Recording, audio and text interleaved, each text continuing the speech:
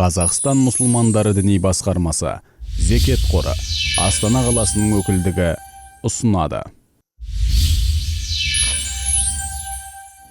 Ертең ақыретте Пайғамбар алейхиссалам айтты, ең бірінші намаздан сұраласыңдар деді.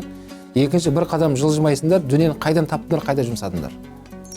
Одан сұралмайынша үшінші сұраққа кетпейсіңдер деді. Адал кәсіп айналысу біздің шариғатымыз қатаң ескертпелердің бірі болып есептелінеді. Адал кәсіппен айналысу. Өйткені адал кәсіп бұл отбасыға береке алып келеді. Ол жұғымды болады. Тамақ ол шифа болады. Балаларыңыз инабатты, салиқалы ұрпақ болып өсе бастайды. Сол адал кәсіптің, адал малдың арқасында. Арам болатын болса, шариғатымызда тіпті арам ақшаға мешіт соғуға болмайды. Мысалы біреудің арақ заводы бар, мен соны зекетін берейін деген едім деп, бір жерге үлкен медресе соғып берсе болмайды ол. Ол қабылданбайды. Өйткені ол медресе, ол білім алатын ұлы, жақсы орын ол.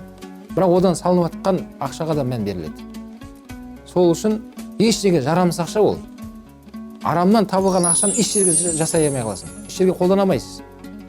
Оның өйткені әуелде ол ақшамен айналыспау керек еді. Сол үшін шариғатымызда адал кәсіппен айналысуға және адал кәсіппен тапқан ақшаны өзгеге жұмсауға бұйырады.